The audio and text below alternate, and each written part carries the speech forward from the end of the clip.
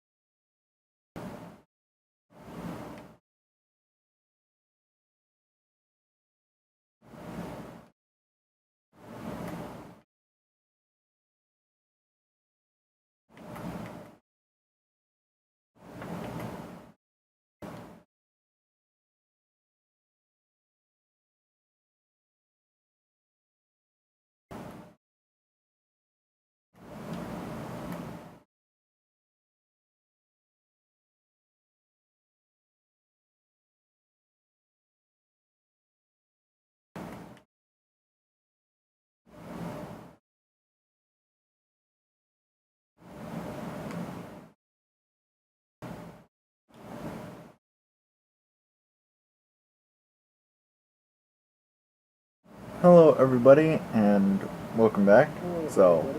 Today we're just going to be doing some Magic the Gathering Duels of the Planeswalkers 2013, because in less than 24 hours, and actually about 22 hours, I'll be at the M15 pre-release.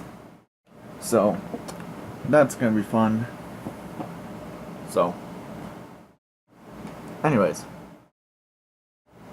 in the hopes of doing, or the hopes of M15, I'm playing in the M13 Duels of Planeswalkers with the deck designed for Garruk.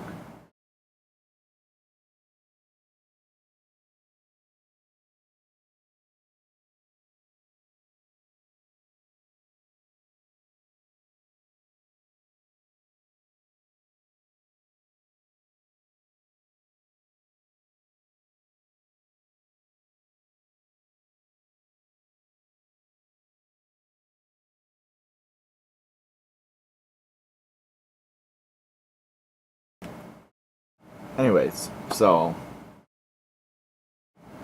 for the M15 pre-release, there are some cards I'm hoping to pull, and if not then just when I get my Fat Pack, or my Deck Builder's Toolkit, or something like that.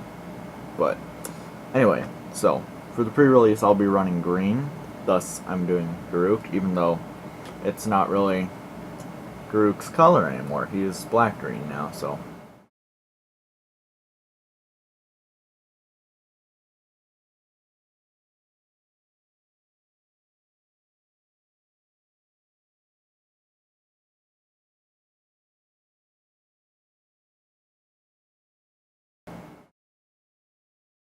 And I guess that it's gonna turn out good, just because of one of her abilities can help so much with just one of the main things that green always focuses on, or at least in most decks. I don't believe this deck even has any, but Hydras. Hydras have always been a strong focus of green, just like how zombies have always been a focus of black, and goblins have always been a focus of red. It's just part of it. Blue, I've never really noticed a clear distinction of a color that's constantly played. But,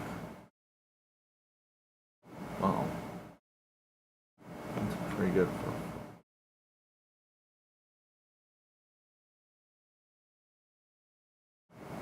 Well, anyways, but... So, my hopeful pulls during the pre-release at least, are Nisa World Waker, Planeswalker, for green, Ancient Silverback, which has Regenerate for 1 green mana, which is pretty good, the custom-made card Genesis Hydra, because every good green deck needs a Hydra or two, especially at pre-releases when you can absolutely dominate everyone with them. Just because no one thinks that you're gonna get Hydra. And most people, if they do see that you have it in your deck, they don't think you're gonna be able to play it as well as you want it to, because they are really hard cards to play. That's just a fact. But anyway. So, there's Genesis Hydra Hornet Queen, which has flying and death touch and places 4 2/2 flying insect tokens with death touch onto the field. I mean, that's a pretty good game ender right there. Like, someone attacks you with a Hydra, you have one of those, boom, they're dead. It's pretty hard to beat. I don't think anyone could really beat it, and well, there are some decks around there designed against it, per se. Like, most red decks could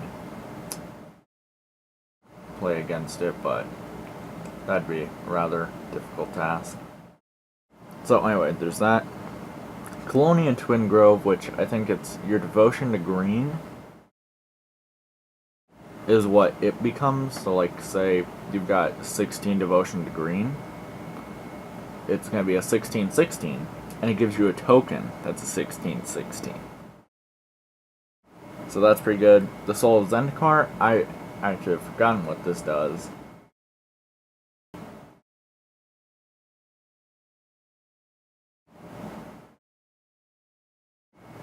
But either way, they're going to be worth a lot of money. Some pre-purchases for the souls are about $20 a piece. With, actually, one thing that kind of surprised me was Liliana being only 5 and Garuk being nearly 50. So, I mean, that kind of is expected with this, is that Garuk will be incredibly high priced, just because he's the main focus of this set. Like, there is no other card that is meant to be focused on in this set than black-green Garuk decks.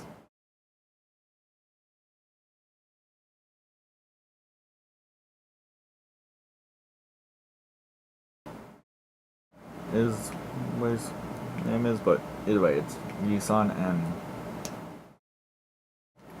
that is a really powerful card.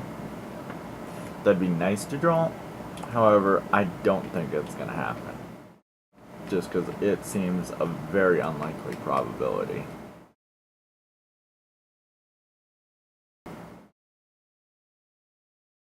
If I do pull it, that'd be awesome.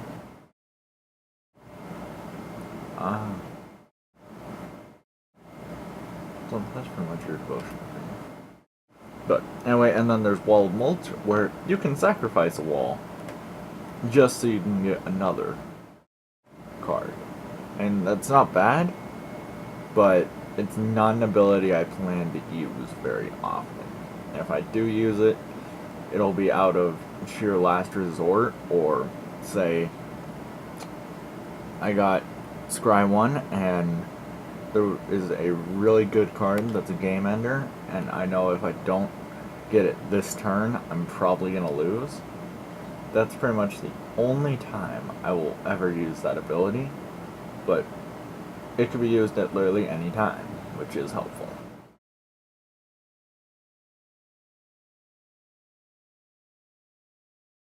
So, that's not bad.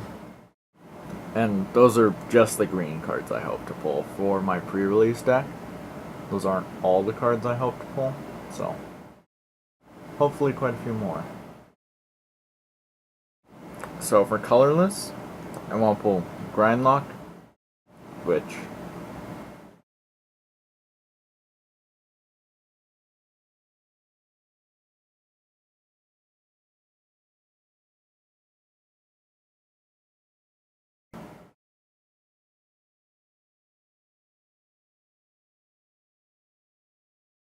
and then there's Profane Memento, which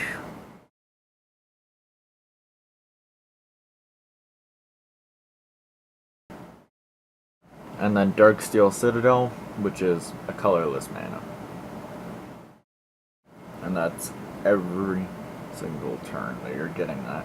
Because it has no other abilities that could use, nothing else that could possibly interfere.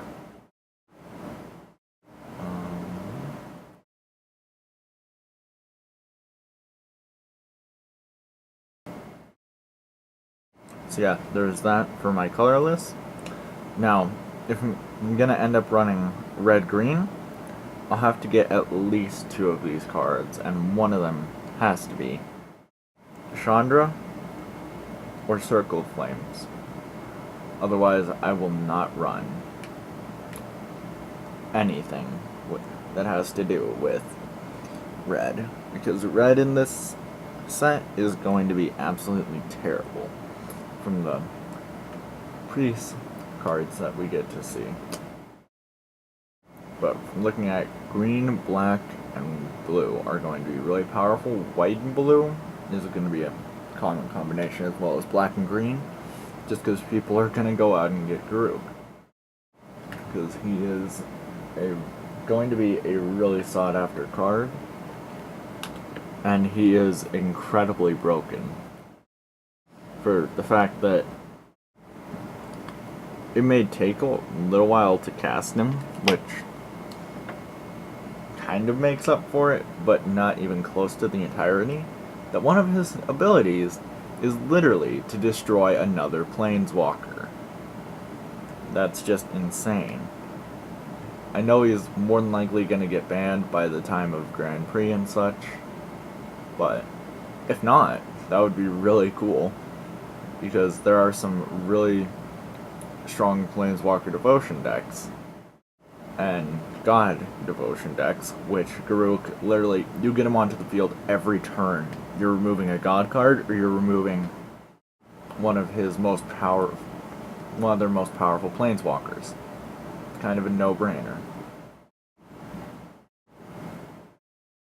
But anyway, so the other two are Lava Axe and Borderland Minotaur, because just Borderland Minotaur or Borderland Marauder, I'm still thinking of Theros block, but anyway, Borderland Marauder, just attacking, you get a significant bonus for having it.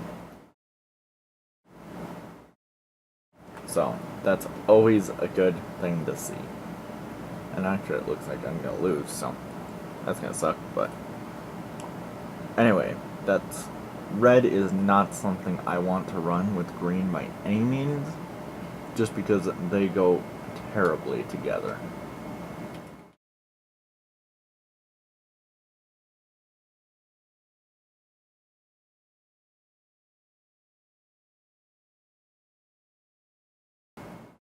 Or Omnixilis or Liliana. One of those cards must be drawn. All of them are rares or mythics, so I'm only gonna have a few chances. So hopefully they get pulled, but I don't really see it happening. I see more so of getting white and red rares, which is gonna suck, but hopefully I at least draw a Planeswalker. I don't care if it's Chandra, I don't care if it's a Johnny, if it's Jace, Garuk, or Liliana, or even Nisa, that'd be really cool. But Chandra, I don't necessarily want to draw by any means. Well, that was a terrible, terrible match. I guess we'll just watch how Chandra and Jace play out. That'll give me more time to go over this, but anyway, some more cards that I would like to grab from it are Gravedigger, Stab Wound, and Waste Not. Because all of those cards just powerhouse everything. Especially Gravedigger. Like, say someone manages to get rid of Omnixilis, boom, he's back. But yeah, Gravedigger, if I end up drawing 4, and I end up running a black-green deck, I'll definitely be putting at least 3 of them in there. If not, I'll probably end up doing 2 cards in there and 2 of them on the sideboard. But that would be pretty hard to draw 4. But for blue anyway, there's Ball of Frost, and that's just a commonly good card throughout all of Magic history, in the core sets at least, because it's just really powerful. I mean, you can block a really powerful creature and say you won't die from it. Especially in this set, if you're running white-blue, there is a good chance you're not going to die from anything. Because just in white, there are so many prevention spells, and in blue, there are so many countering spells. If your opponent manages to get anything onto the field, that's going to be a miracle. And if they do, you're going to have no problem dealing with it. But anyway, so then there's the Leviathan, which prevents anything but blue and white creatures in reality. There's some green creatures, almost no black creatures, and in this set, I don't believe there's anything of Chandra's that's a Phoenix, or has flying for that matter. So none of that can attack, and also only creatures with Island Walk, or that flying or Island Walk. So that's pretty powerful. The Soul of Ravnica, it's not the best soul, but Ravnica was my favorite block of all time, so that kind of entices me a bit more to even go out and buy it as a single, which I hardly ever do, but I may end up doing for a Garuk if his price manages to go down. If it goes up, then definitely not, because it's already $50. But anyway, Mind Sculpt, Brainstorm, and these 2 cards, I know Brainstorm's, the price is dramatically going to drop from what it was, because it was just released in Conspiracy, and now it's being re-released into Modern, and into Standard, which is going to make the price drop a lot. Because the main reason it was in there in the first place was because no one could get a hold of it. And if you could, it was worth it. Especially if, I think it ended up, I know it ended up being the second most expensive. I think it was close to $80 for a foil Brainstorm. The most expensive, and this is in Conspiracy, the most expensive was a foil Dak Phaeton at over $500 as a minimum. That's just insane. But then there's Jace, obviously.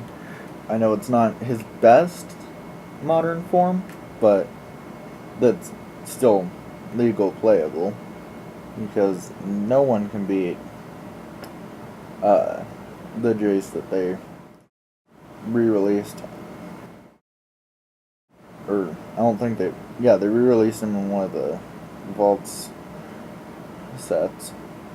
I can't remember which. Or Oivanation, I'm not sure how to say it. It's kind of weird.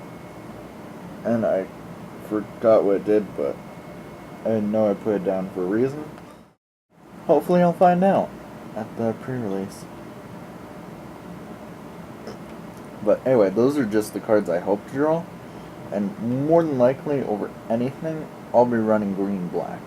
Because I already want to have a structured deck set up. So that way when I do end up opening my Fat Pack Deck Builders Toolkit and maybe some booster packs sometime later this year, before Khans of Takir comes out, that's going to be a really fun set. I can't wait for that to come out in September, except I won't be able to upload very many videos for it. Or as often, at least. If I get a product, I'll try and get a video up for it, but just remember there's not going to be very much besides the day after pre-release, and that's pretty much it.